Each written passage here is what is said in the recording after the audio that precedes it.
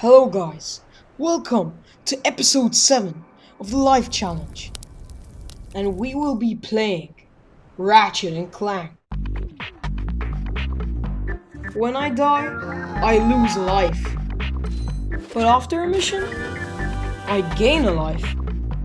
The challenge starts here.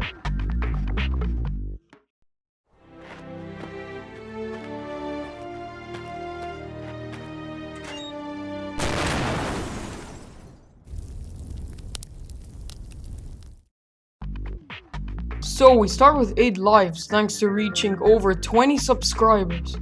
Planet Velden as the first planet, it was a pretty smooth ride. I didn't struggle much, it was pretty easy. Of course I did the usual, killing enemies and smashing crates, as probably anyone playing this game would do. Okay, this death never happened. I made use of this fall to collect more bolts. I mean, who doesn't want some cool weapons? Although I'm given a weapon by default, the wrench is kind of more reliable at this part of the game.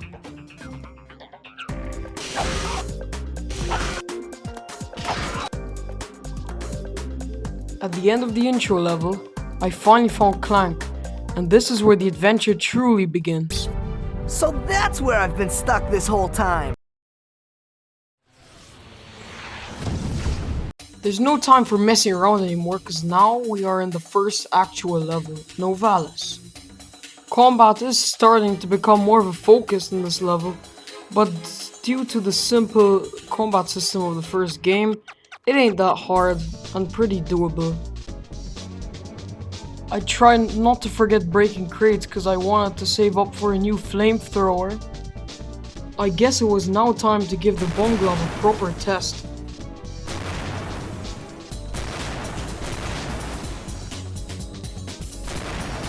This is the part of the level I call the Bridge of Death.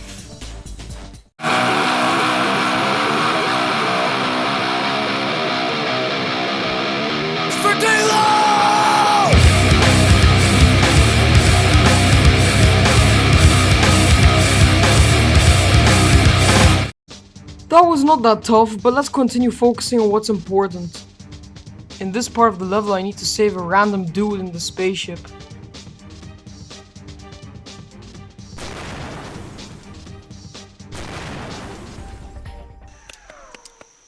Don't hurt me, don't hurt me.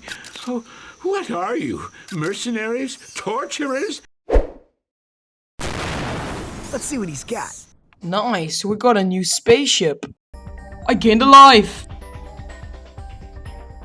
This level, like how it is in the majority of the game, players are required to complete more than one mission to complete the planet.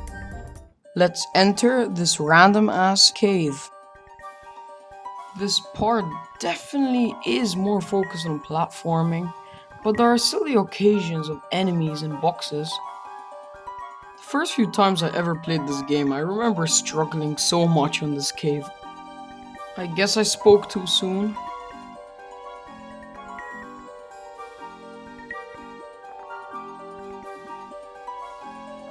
That jump was so fucking easy.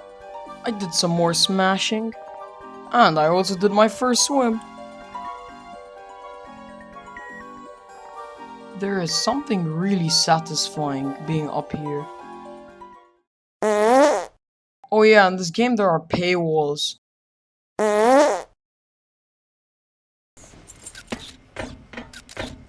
Geronimo!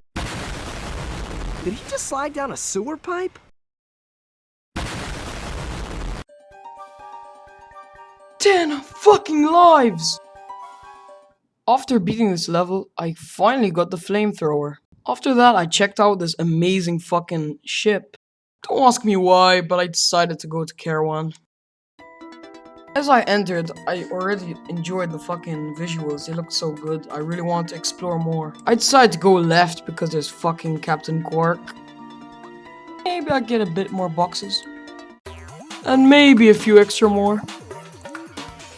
I started the obstacle course and it was a pretty fun time.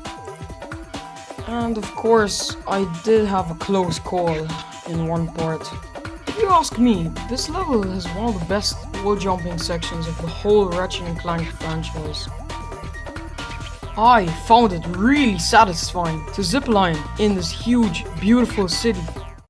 Listen up, you loudballs! That was the most pathetic display I have ever seen on that obstacle course! Oh yeah, but it is weak! Now I had to buy a swing shot. You know what? She can keep my fucking money. After talking to that son of a bitch, I got a cool swing shot, which is pretty cool, I guess. I then created the most fucking cinematic way of gaining lives. This was pretty easy comparing to the challenge that awaits in the other path. With my still pretty new flamethrower, nothing stands in my way. And I had to speak so fucking soon again. As I was fighting this guy, instead of falling down, I grabbed the ledge. I was so fucking lucky. Hey, you're that robot guy, right? No, actually, I build robots. I myself am not a robot guy, per se. Nerd.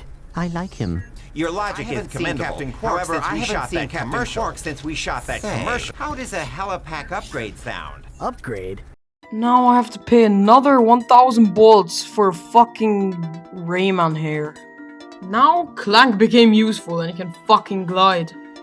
Generally going to far distances has become way easier. Same goes for dying. By using the trusty bomb glove, of course, I could easily surpass this obstacle.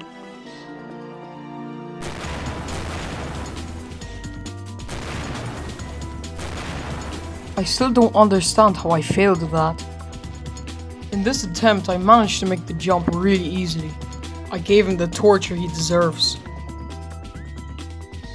Fuck this game! I tell you, this bomb glove really saves the day. So what I did next is I basically walked through it, ignored, nothing happened. Okay, so I walked in the train and destroyed enemies in front of me. And I claimed that fucking infobot. And I got my well-deserved extra life. Then I went to the next stop, Iridia. This next mission was pretty quick. I did it really quickly. I'm gonna give you just a quick overview of what happened. I talked to this random green guy. That man from the infobot. In the flesh, little dude. I had to kill many enemies and enemy spawners.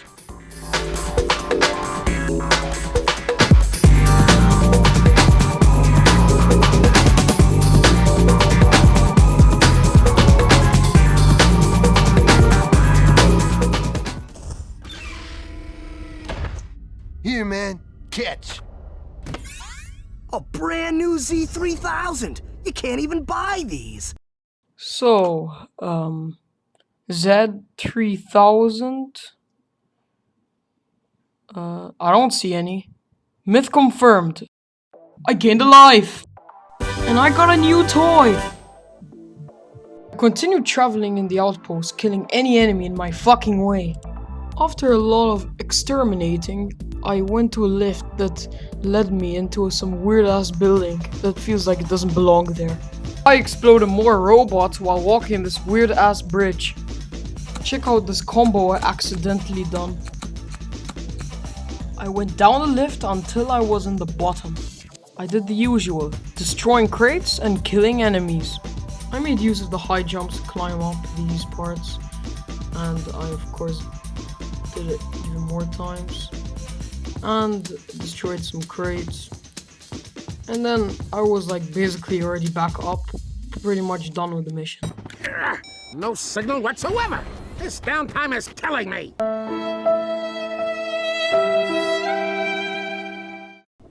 Do you need medical attention, sir? Don't be so literal, son.